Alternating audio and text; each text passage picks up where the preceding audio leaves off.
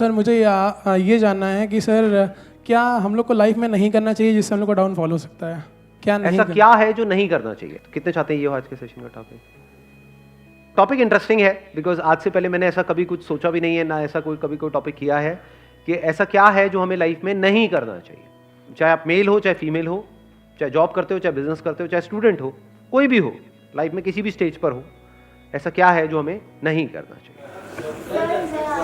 हाँ, इनसे स्टार्ट करते हैं। सर मेरे हिसाब से किसी भी काम को, किसी भी बात को, किसी भी चीज़ को नहीं बोलना चाहिए, क्योंकि मैंने पर्सनल एक्सपीरियंस किया है। अगर हम पहले ही किसी काम को नहीं बोल देते हैं ना, तो वो कभी सक्सेस होता ही नहीं है, और जितना भी आपके पास कॉन्फिडेंस हो, आप उस चीज़ को कभी भी कर ही नहीं सकते।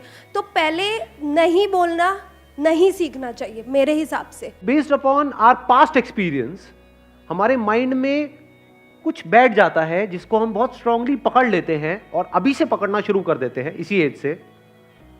यानी इस एज में हमारे माइंड में वो चीजें बैठने लग जाती हैं। बच्चों के माइंड में कुछ नहीं होता है, बच्चे बिल्कुल ब्लैंक स्लेट की तरह हैं, वहां पे ना हाँ लिखा हुआ है ना लिखा हुआ है। पर जैसे जैसे एज बढ़ती चली जाती है वो स्ट्रांग होता चला जाता है, और उसी की वजह से फिर हमारे कॉन्फ्लिक्ट्स होने लग जाते हैं। उसी की वजह से सारी रिग्रेट्स आती है, क्योंकि होता क्या है, बड़ी जल्दी हम ना बोल देते हैं। हो सकता है कोई बहुत बड़ी अपॉर्चुनिटी आई हमारे सामने, डिसीजन लेना था, लेकिन सुनने से पहले ही सामने वाले बंदे की पूरी बात हमने पहले ही ना बोल दिया। नहीं। उसके बाद पूरी जिंदगी बैठ करके रो रहे हैं। अपने घर में आपने चीज़ों को ऑब्जर्व किया होगा, अपने दादा को, नाना को कभी ये डायलॉग कहते हुए सुना है कि उस टाइम पे मेरे को मौका मिला था, अगर मैंने वो कर लिया होता तो आज मैं पता नहीं कहां होता, उस टाइम पे ये घर ना लेके वो कोने वाला घर ले लिया होता तो मैं पता नहीं कहां होता। पूछो क्यों नहीं लिया? क्योंकि जैसी वो अपॉर्चुनिटी आई तो उन्होंने पहले ही, सुनने से पहले ही, समझने से पहले ही ना बोल दिया। किसी और ने हाँ बोल दिया। जिसने हाँ बोला वो आगे निकल गया, जिसने ना बोला वो पीछे रह गया। तो अपनी लाइफ में कभी भी ये हाँ और ना को स्ट्रांग मत होने दो। अगर आप मेरे भी सेशंस को ध्यान से कभी सुनोगे ना या ऑब्जर्व करोगे, आपको एक क्लियर स्टैंड नहीं मिलेगा। और इसमें वो लोग जिनका माइंड बिल्कुल ही कॉन्क्रीट है, पत्थर के जैसा है। माइंड ना दो तरीके के होते हैं। 90% से ज्यादा लोगों का जो माइंड है वो पत्थर के जैसा है, उसमें सब कुछ पहले से ही फिक्स्ड है और कुछ नया अंदर जाने के लिए जगह ही नहीं है। उस माइंड में जो पहले से फिक्स्ड है, उससे मिलता जुलता कोई बंदा कोई बात करेगा, जैसे मैं कोई बात करूंगा तो कहेंगे हाँ बहुत बढ़िया बहुत बढ़िया बहुत बढ़िया, ये तो वैसे ही सोचता है बिल्कुल जैसे मैं सोचता हूं। और जैसे ही उससे अलग कोई थोड़ी सी बात करी जाएगी तो क्या होगा? गुस्सा आएगा, ये क्या बोल रहा है, ये सही नहीं। समझ गए क्या हो रहा है? इन माइंड्स को क्या कहो? पत्थर के जैसे माइंड है, सब रुका पड़ा है। दूसरे तरह का माइंड कौन सा होता है? जो एक नदी की तरह बह रहा है। जब तेजी से बहता है तो वहां पे कुछ भी पकड़ने के लिए नहीं है, आप कोई भी साइड नहीं ले सकते। और जैसे ही आप साइड नहीं लोगे तो लोगों को प्रॉब्लम होगी जिनका माइंड कॉन्क्रीट है। वो कहेंगे अच्छा आपने अपने इस सेशन में तो ये बोला था, इस सेशन में ये बोल रहे हो, तो क्या ये सही है या ये सही है? ये आती है प्रॉब्लम कई बार या नहीं आती है? तो भाई वो भी सही है, वो भी सही है, स्टैंड पॉइंट्स अलग अलग है। इस एंगल से देखोगे तो ये सही है, इस एंगल से देखोगे तो ये ही गलत है। सिक्के के एक तरफ से देखोगे, अगर लाइट इस तरफ से आ रही है तो उजाला है, सिक्के पर उजाला है। इधर से देखोगे तो क्या है? सिक्के पर अंधेरा है। तो अब आप कहोगे भैया क्लियर बात क्यों नहीं करते? सिक्के पर उजाला है या सिक्के पर अंधेरा है? सिक्का हेड है या सिक्का टेल है? क्लियर बोलो ना। ये दो बातें क्या करते हो? सिक्का हेड भी है टेल भी, ऐसा कैसे हो सकता है? समझे? तो हो सकता है पास्ट में आपको किसी बंदे के साथ में कोई खराब एक्सपीरियंस हुआ, तो फ्यूचर में जिससे भी आप मिलने वाले हो सकता है वो भी गड़बड़ हो सकता है ना हो।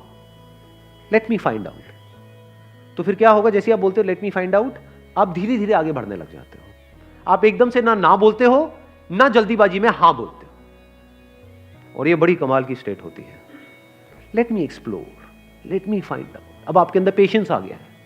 लोगों के अंदर पेशेंस ही नहीं है, बड़ी जल्दी तैयार बैठे पड़े हैं अपना जजमेंट पास करने के लिए। कहीं भी जरा सा कुछ हो जाता है, बड़ी जल्दी जजमेंट पास नहीं करते हो। इसने बहुत गलत किया, आपको पता भी है उसने क्या किया है, क्यों किया है, आपको पता भी है उसने किया भी है या नहीं किया है। नहीं, बस जजमेंट हमारा तैयार है।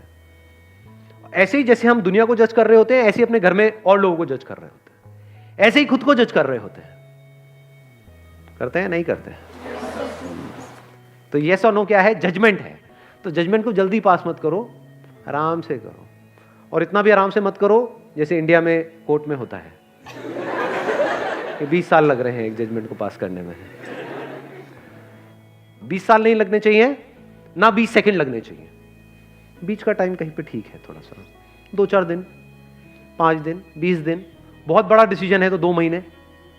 बड़ा डिसीजन मतलब क्या? शादी का डिसीजन बड़ा डिसीजन है, करियर का डिसीजन बड़ा डिसीजन है, तो वहां पे अगर 20-25 दिन, महीना भी लग जाए, दैट इज ओके। तो ये हमको एक आंसर मिला लाइफ में क्या नहीं करना चाहिए।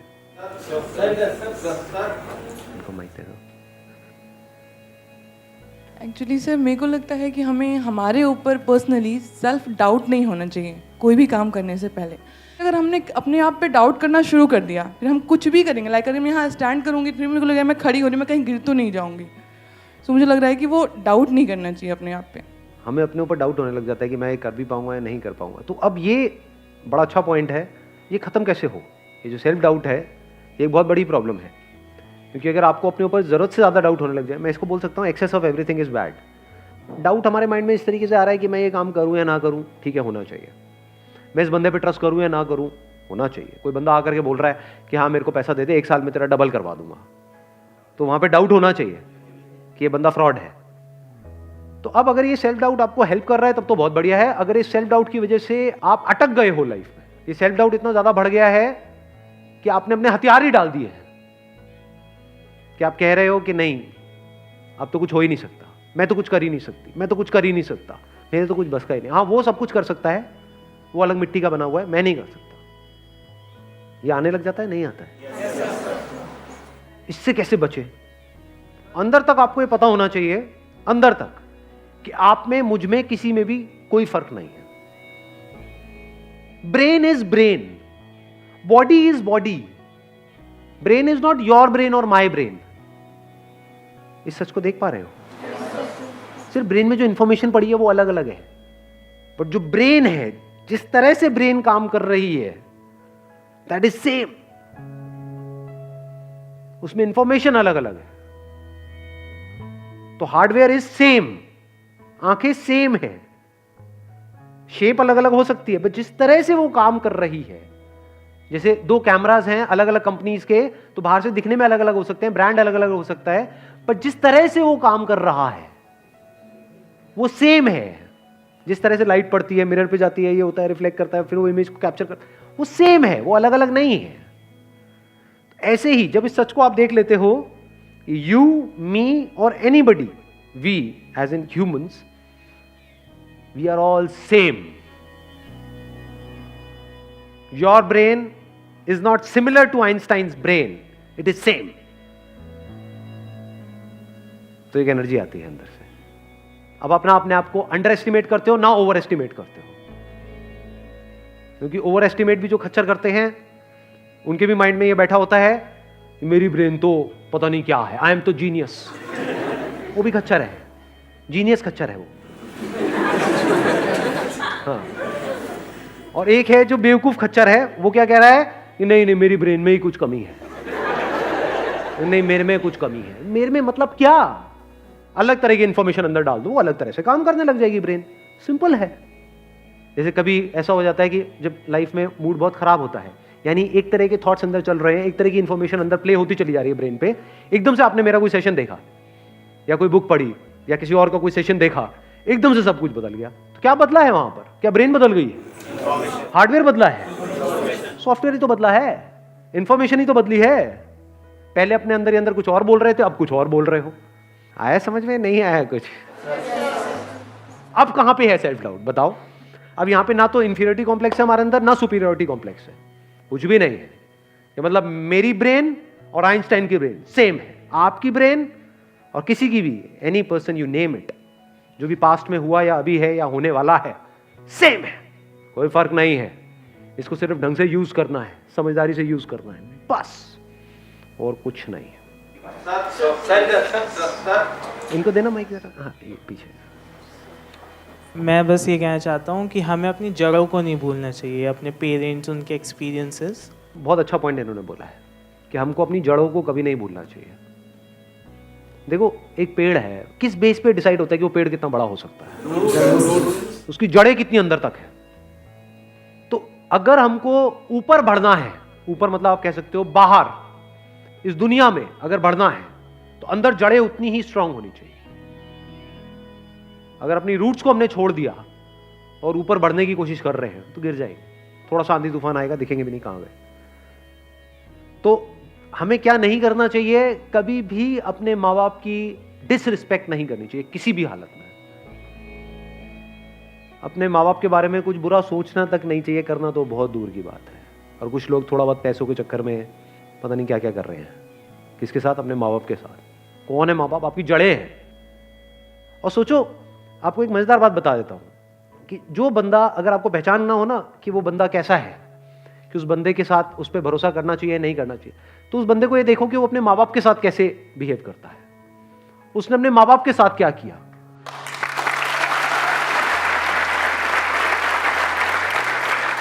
क्योंकि जो बंदा अपने माँ बाप का सगा नहीं हुआ, अपने भाई बहन का सगा नहीं हुआ, वो किसका सगा होगा? उस पर क्या भरोसा करोगे? वक्त आने पे वो आपको भी काटेगा। जिसने अपनी जड़ें काट दी, उसके लिए और दूसरा पेड़ कहां मैटर करता है? आप तो दूसरे हो ना। जिसने अपने को नहीं छोड़ा वो आपको क्या छोड़ेगा? तो इसको हमेशा याद रखना है। हैविंग सेड दैट, इसका मतलब ये नहीं है कि आप उनकी हर बात से एग्री करो। नहीं, ओपिनियन अलग अलग हो सकते हैं। डिसीजंस के बेस पे लड़ाई हो सकती है कि मेरा डिसीजन ये है, आपका डिसीजन ये है, मैं ये चाहता हूं, आप ये चाहते हो। उसमें लड़ाई हो सकती है और वहां पे करनी भी चाहिए। ये नहीं कि जो वो कह रहे हैं हर बात पे हम एग्री कर जाए। ऐसा नहीं होना चाहिए। फिर तो आपकी अपनी आइडेंटिटी ही क्या रही? कुछ भी नहीं है। वो बोलते रहेंगे, आप करते रहोगे। तो रिस्पेक्ट अलग चीज है और डिफरेंस ऑफ ओपिनियन अलग चीज है। तो इसको मिक्स मत करना। बिकॉज मेरे को पता है मेरी ये बात सुनते ही लोग क्या बोलेंगे कि हाँ, मेरे माँ बाप, अब आप जो कहोगे मैं वही करूंगा। वो कहेंगे बढ़िया है, यही तो हमें चाहिए था। ऐसे ही तो चाहिए हमें कि बेटा चल, अब तुझे ये करना है, तुझे ये करना है, तुझे ये करना है, इतने बजे उठना है, इतने बजे सोना है, इतने बजे यहाँ जाना है, वहां जाना है, ये होगा वो होगा, ये सारा कुछ। तुमसे लड़ लो। जहां पे अपनापन होता है वहीं पे लड़ाई होती है। अनजान से कौन लड़ता है कभी यहाँ पे अनजान में आपस में अभी कोई लड़ाई हुई है आकर के? तू मुझे पसंद नहीं है, भाड़ किया किसी ने ऐसा आपस में? हाँ, नहीं किया। क्यों नहीं किया? क्योंकि अनजान है। क्या अपने अपने घर चले जाना है सबको इस सेशन के बाद में? किससे किसको क्या लेना देना है? अपनों से ही तो लड़ाई होती है, अपनी बीवी से, अपने पति से, अपने माँ बाप से। तो लड़ो, लड़ने में कोई बुराई नहीं है। अपनेपन से लड़ो। ऐसे लड़ो कि भाई लड़ेंगे, मरेंगे, कटेंगे, जो मर्जी करेंगे, अलग नहीं हो, रहेंगे साथ में।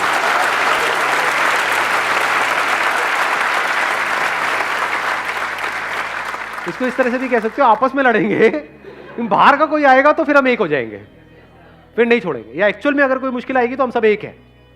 हाँ, आपस में हमारा चलता रहता है थोड़ा बहुत, उसमें कोई बुराई नहीं है।